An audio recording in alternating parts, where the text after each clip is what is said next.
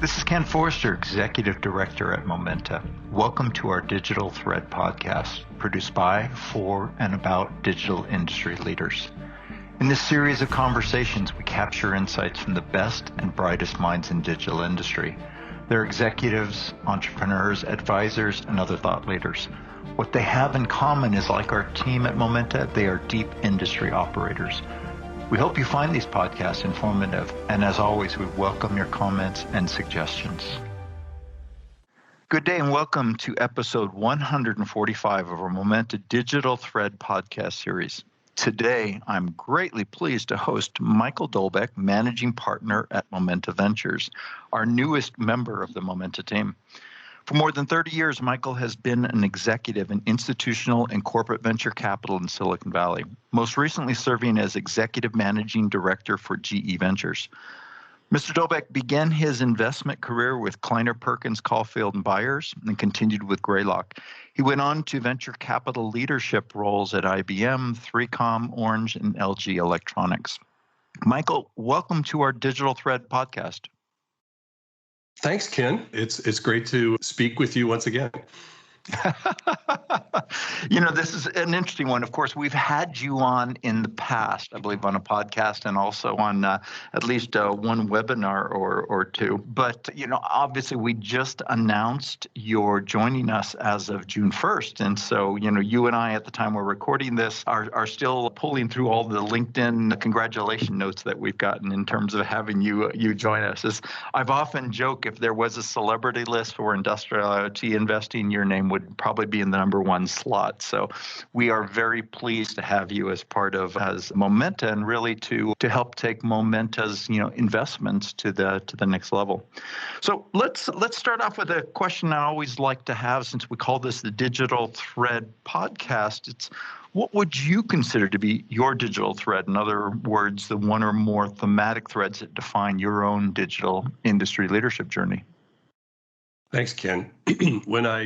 Yeah, that's a great question, because I've been thinking about the sort of common understanding of digital thread for a while. It's very interesting to have that turned back against you. I would say it kind of boils up into a few large categories, or maybe a origin story that will help you understand my journey. Since I was quite young, and currently feel the same way, but Silicon Valley for me is the epicenter of innovation. And it became a place that I was drawn to from an early age, believe it or not. And I can exaggerate to make a point, but it is basically the Athens or the Camelot of innovation. It sounds trite, but there are an extraordinary and manifold number of ways in which creative people are participating and evolving and trying to think of new ways to do things and monetize them here. I spent, therefore, in hindsight now, I've spent my career in innovation.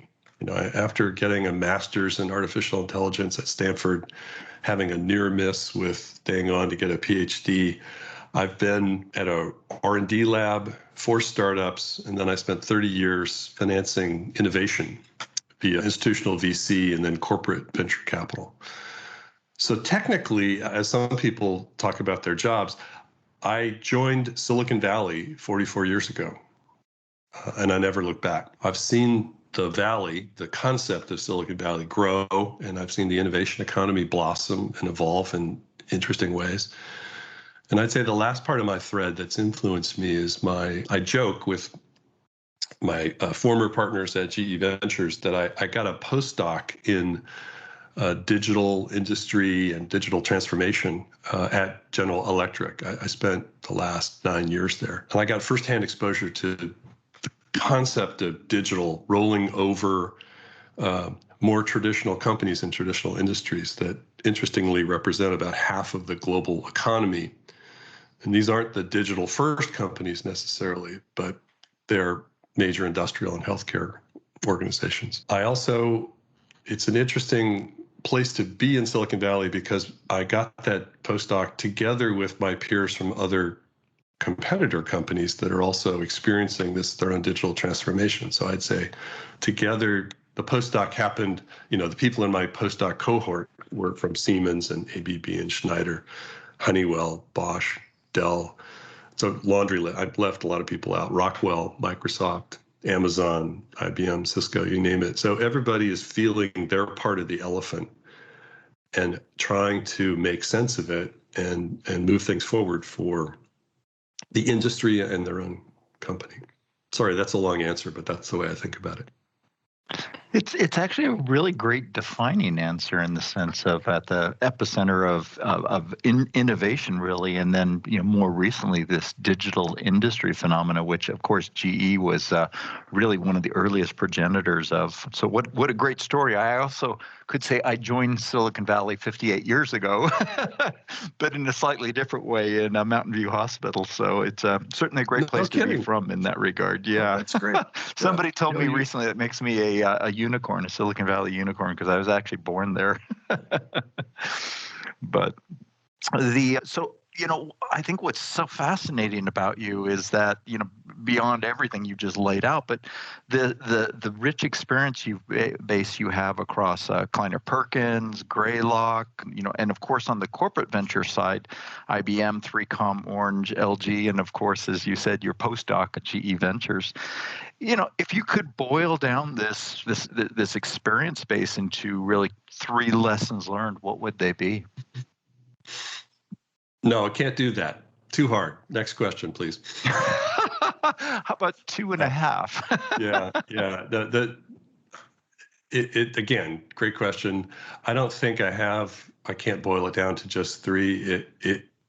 There's lots of lessons and a number of laws in air quotes that I think I keep in mind. I learned many of those in my early career at Kleiner Perkins and Greylock. So I could share a few, but I can't summarize them into the 3 I live by or something, because it turns out it's more complicated than that. Life is messy. Also, some are jokes. So they're my personality is that I don't take anything too seriously, so I can lighten it up. Let's see, in no particular order, John Doerr taught me when I was a young associate KP that, I remember this well, his phrase was, Mike, there are no rich pessimists. And what he meant by that is that at some point in venture capital, you get really good at finding the flaws in everyone's plans because you're trained to evaluate risk, and you get good at finding it because life is messy and company building is difficult. So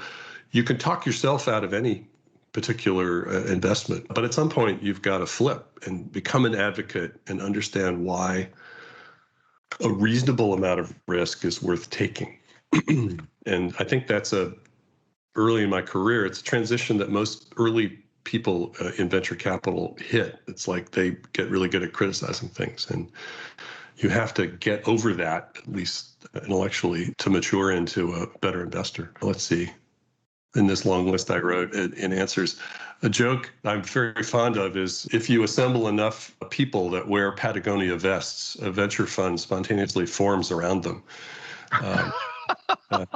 Which is, it's an inside joke, but basically venture people, there's kind of a group think that can happen. And so the joke is that many of us think the same way and even dress the same way and, are fond of the same accoutrements. And I think you have to fight against that, because we all start thinking we understand how the world's going to work tomorrow, and that's really not entirely true. So I think I remember that joke just to remind myself that I shouldn't always think the way everybody else does. Think different, which I think is a French phrase, but people that prefer to think different. I guess a personal one is listen, which I'm violating right now, is listen more, talk less and listen more, but don't be afraid to ask stupid questions. I've found that's worked pretty well throughout my career. I'm really good at asking stupid questions of CEOs that are trying to build companies, because I'm not afraid to say, I don't quite understand what you just said.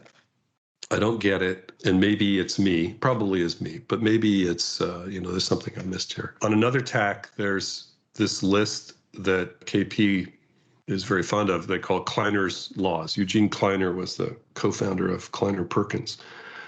And he's got a number of pithy ones, which I have to translate because they were sort of from the 70s.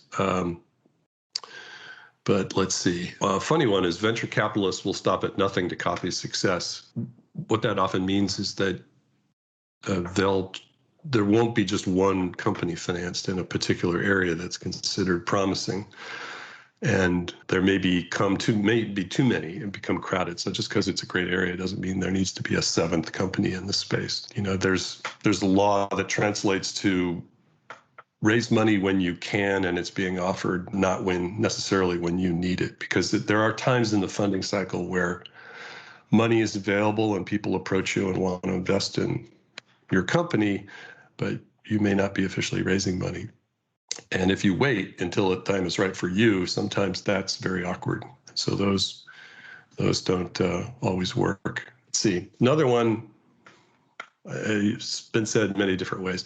Execution pays your salary, but innovation pays your pen. What I mean by that is execution is priceless. You can have a great idea, but unless somebody can figure out how to commercialize it and make money from it, it doesn't matter that you'll eventually change the world. But you also have to keep an eye on the long term, which I think is important. I've got more. I could just keep rambling if you want, but These are I have one ones. last one. Please. What's that?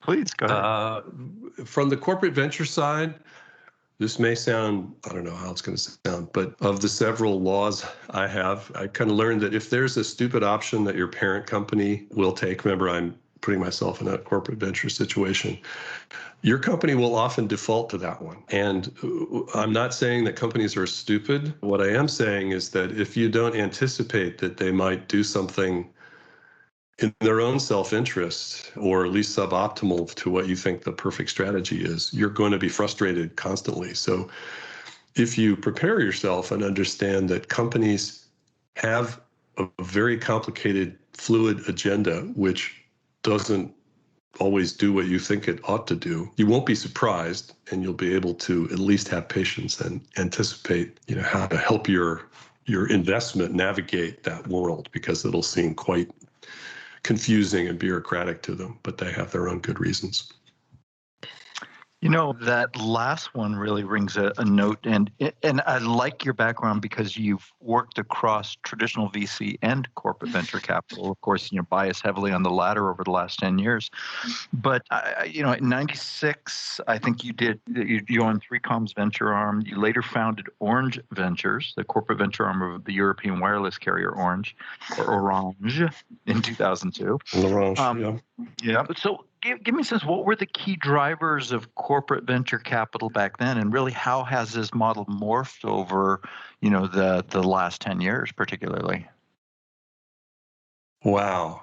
Okay. I feel like the old guy being consulted about history. And what comes to mind is this comedy bit, which is a very obscure reference, but you might have to look it up on YouTube. There are two famous comedians, Carl Reiner and Mel Brooks.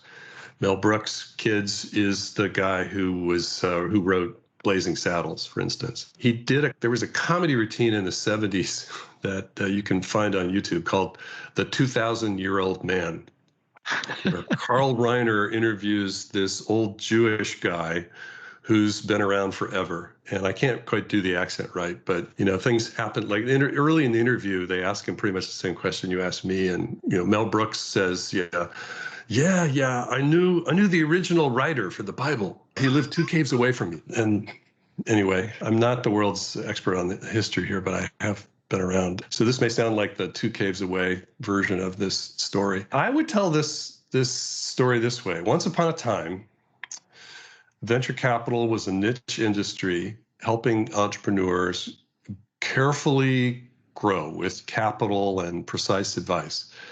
And corporations at that time, they tried to be like VCs, but mostly failed because the cultures are so different, and it wasn't well understood how different that they were. Every day, corporations would often look at deals brought to them by VCs and be asked to pay a premium to invest in them, or usually asked to acquire them. But that was kind of the dialogue. And then I'm skipping forward, gradually open innovation and disruptive innovation theory, it became more than a theory. to almost every corporation. They internalized it, and they realized it became strategic for their survival, that if they didn't figure out how to tap into innovation outside their walls, that they were at great risk of becoming extinct, to put it bluntly. So to respond, corporate venture capital gradually and thoughtfully adapted to entrepreneurs and VCs. They were influenced by the financial gains, the growth strategy, the M&A optionality, and even from their own R&D labs, how to tap into what startups offered them, but not to kill them in the process. And they also, corporate venture capital began to develop its own professional requirements and its own best practices. Before that, it had been kind of ad hoc based on who you hired. And so I'm fast forwarding. Finally, today, I would say, and I'm overgeneralizing, corporate venture it's a recognized service-oriented profession. There are best practices. There's a kind of playbook that is applicable to where you are in the maturity curve. If you're a brand new corporate venture activity, there's one set of plays. If you've been around for a couple of years, there's a different set of plays. And if you've survived the inevitable transitions that happen in a big company when they say the leadership transitions, then there's a different set of plays. And there's also a full palette of value creation possible via corporate venture capital that the parent corporation recognizes as one of the tools that ought to be, or one of the clubs in your golf bag that you ought to have as a corporation to, make sure that you don't get disrupted and maybe disrupt your own competitors and smaller companies. It's kind of what's the phrase? Goliath's Revenge is a title of a book that a friend of mine wrote. But it's basically, if a big company figures out how not to get hoodwinked and uses some of the tools against its innovative competitors, it can turn the tables around. Thinking about GE Digital, so you joined GE Digital in 2012, I guess driving at the time digital strategy, venture investments, M&A, in what at least the industry was thinking of the very nascent industrial Internet of Things. What attracted you to the company and role at the time? And perhaps, given your last question, how did you apply your corporate venture capital expertise into GE? Yeah, that's a good point. I can tie together my point of view. So the reason that I was attracted, and I think Silicon Valley people will get this, is that it was the ambition of GE Digital to become more digital first company with respect to itself and its interaction with its customers, to dream up new services that were based on the data that was coming from its machines that it was creating, as opposed to just making big hot spinning things and selling them to asset operators. That transition that they were proposing was the most ambitious, audacious, challenging goal that I had seen in quite some time. It was a kind of change the world mission, I thought. Very difficult, very risky. A lot of people didn't think it could be done. And like a moth to a flame, again, that attracts me, and as it does many of the personalities in venture capital, in Silicon Valley. To tie it back to my previous answer, what I also saw was that at the time they were going to try and do everything themselves, hire an army of software people, and fraught with, make the risk even higher because they weren't going to tap into all of the innovation that was happening outside of their walls. And so I literally, I guess, convinced them that we could reduce risk and decrease time to market and maybe create some optionality, some hedging against risk by standing on the shoulders of the people that were driving the innovation in big data and AI, machine learning, and then IoT and cybersecurity, to name just a few. At the time, I didn't quite understand the plans for edge computing, but that also soon became tied into all the other categories that I just mentioned. So standing on the shoulders of people who were evolving that concept also became very important. I at least attribute to the fact that you coined the term venture industrialist at the time, a term, of course, Momenta has adopted a bit as its own as well. What does the term mean to you? Yeah, I'm not sure I coined it, but I'll take credit for it. If you want to tell a lot of people I did, that's fine. I've been pretty consistent about that. Oh, yeah, that's right. You have. That's the Michael Dolbec term. Yeah. I can't remember if I coined a lot of terms, so I might have. I'm not sure, but let's go with that. Okay. To boil it down, venture industrialist to me means venture capital adapted to the fourth industrial revolution and the transformation that I think we're all living through, whether we realize it or not. The people who run industrial corporations are certainly living through it, but the people who consume services and products and such from those companies are also living through it, although they may not entirely see the effects firsthand. Venture industrialists, this concept, it's also a modified playbook in the terms that venture capitalists sort of have a playbook that they use. It's more in tune with the opportunities and challenges of the industrial, and I'd also include healthcare digital transformation, because the traditional venture playbook that you learn as you apprentice in venture capital comes from how the enterprise world has adopted and embraces innovation and software and business models and user interface and user experience. That is mostly applicable, but sometimes the wrong play, and you get yourself in trouble. So you have to know when to go off the playbook that you learned if you apprenticed in traditional venture capital, and know when you need a new play. It's kind of like, I don't know, if you're a NFL football team that plays every game in a nice stadium in pleasant climate, and all of a sudden you've got to play the Green Bay Packers during a snowstorm, and you can't even see the field or they can't see the pitch for your European viewers, and you can't see the goal line or any of the lines on the field. Maybe you need different plays. The ball is slippery, it's very terrible conditions, and you just need to adapt to a new situation in order to play roughly the same game, but by different rules to get there. Given the response on one of my earlier questions around boiling things down into the top three, I'm going to try this again in a different way.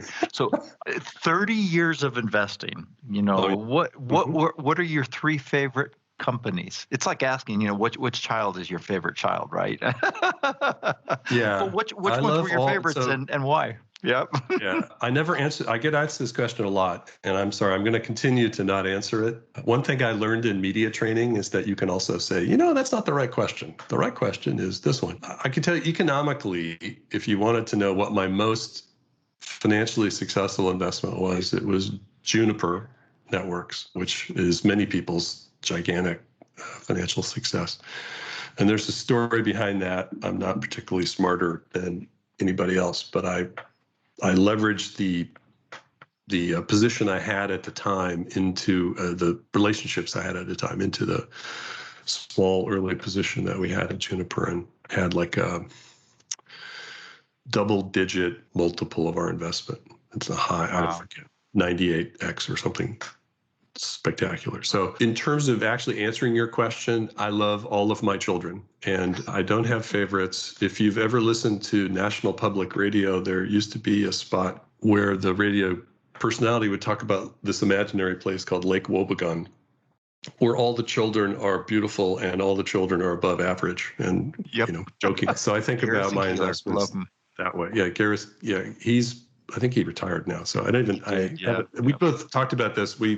I don't get a chance to listen to public radio much anymore, but back in the day, I guess I think about the categories of innovation that my investments slot into and which ones are most successful right now, without calling out particular names. I'd say edge computing is an idea whose time has come and is off to the races. So there are really exciting developments happening across that space.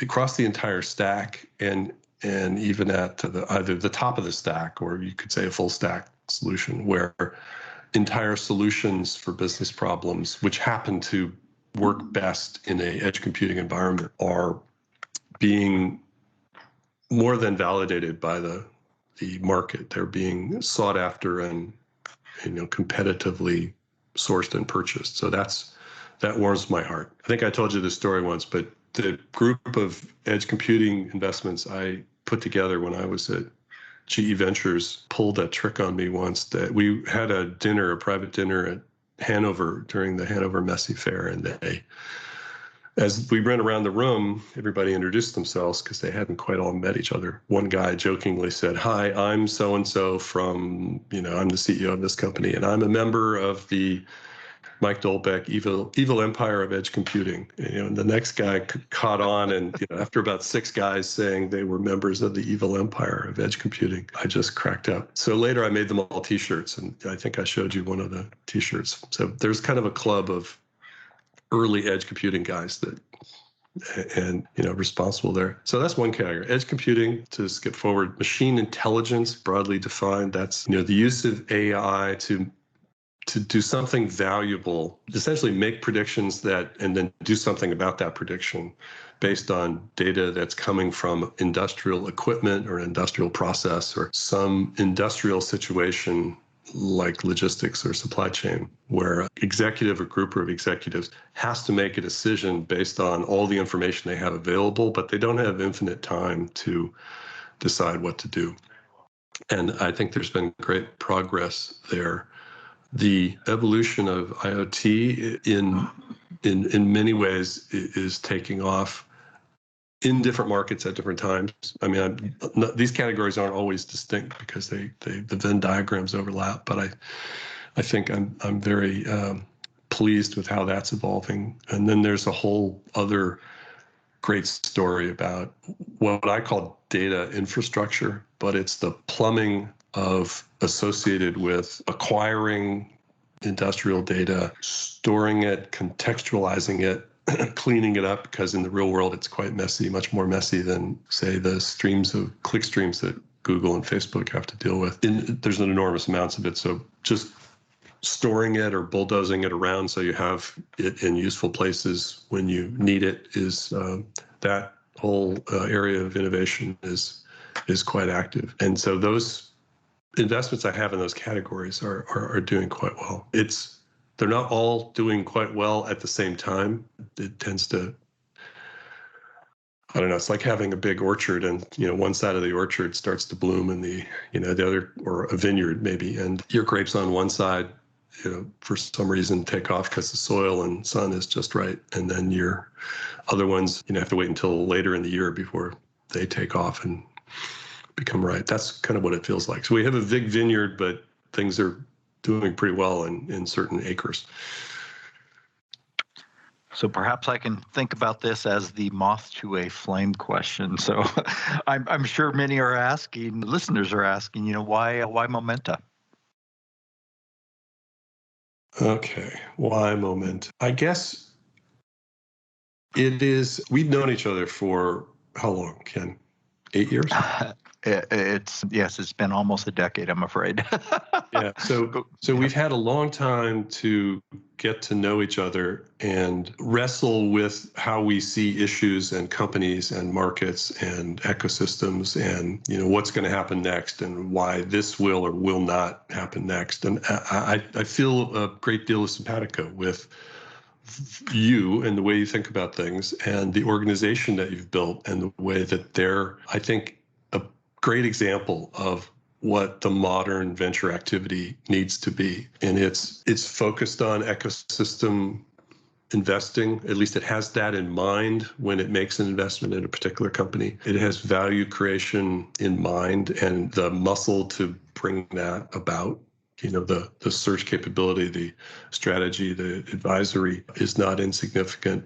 And I just think the same way about what everybody's got money.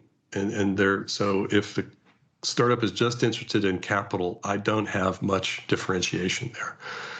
But what I do have, and I this is, again, why I resonate with Momenta. What Momenta has, what we have at Momenta, is kind of the big picture and how they fit into it, and the ability to help a smaller company get noticed and form a relationship that'll be productive and mean something to them and generate revenue sooner than they might figure it out themselves. I used to say to startups, what's it worth to avoid having to pivot because you misguessed the market or requirements and you had to back up and basically restart everything you've done. If I can help you avoid that, and I think together with Momenta, we have an awesome ability to help companies get purchase and avoid that, and get started on the right foot and keep going. So that's why. Perfect. Well, we are very pleased to have you. And as you can, the complementary aspect of this is quite obvious in terms of what the value you bring in Momenta hopefully brings to your capabilities. So just maybe a more personal question I always like to close on. Where do you find your personal inspiration, if you will? Yeah, good question. Well, remember back, I explained that personally, I think I live in the Athens and Camelot of innovation, right? Bear with me here. But for me, inspiration's everywhere I live. It's everywhere all the time. I find inspiration in people, which is one of the great aspects about venture capital, is you get to meet lots of smart people that are doing interesting things. So people, books, and online. I'm the kind of guy, I never met a new idea that I didn't like. And I constantly have to fight myself against going down some rat hole, learning about obscure things that are interesting to me. I think my mother I used to joke and say she has the trivia gene. She used to know the obscure answer to crazy stuff. And for some reason, I think I have that same genetic trait. I'm a lot of fun at trivia night at the local pub. So I just love engaging with smart people. I engage with authors, creators, thinkers, researchers. I look back at I just looked at my Kindle reading list. And without telling you which actual books I'm reading, here are the topics of the most recent books I've been reading. The history of the scientific method, like why did it take so long to get to this knowledge machine that we now have for creating, why didn't it happen back in the original Athens? Why did it only happen, say, 200 years ago? The next topic was managing virtual teams, very relevant here in this situation. Momenta is basically a remote first company. Asteroid mining, okay, that's a big segue from virtual teams. I like that. The legal issues, the near-term future issues, legal issues with AI persons. If I won't go into it, but if an AI was a legal person, how much culpability and responsibility and liability and whatever might they have for certain decisions? The transformation of mobility, which is kind of a big topic these days, as you know. The history of the electric grid. As a Californian, we're looking forward to lots of creative news about which part of the state won't have power for a couple of days, so I have to change my outdoor dining plans. The history of DARPA, the Defense Advanced Research Project Agency. I've known a lot of people who've worked there, and it's a very interesting entity that I understand now several European countries are trying to duplicate in some way to get some of the benefits. It'll be challenging and interesting to see if they pull that off. And then many different books that dive into basically corporate innovation, but how to best tap into external innovations and help companies incorporate them and make good use of them. So those are that's kind of a random walk through Dolbec's reading list, but there's a lot of science fiction. Light reading list. Yeah. I don't know how much heavier you can get unless you just go for scientific published papers. So. Yeah, there's a favorite. I have favorites there too, but usually I'm sure you do. I think there's another whole podcast episode that we should dedicate to that. So, well, Michael, thank you so much for spending this time with us today. Thanks, Ken. Obviously, I'm very excited to come on board, and I'm really looking forward to working with you and the rest of the team and the portfolio, and somehow leveraging the postdoc that I have in digital transformation. So, tally ho, let's go. Amen, brother.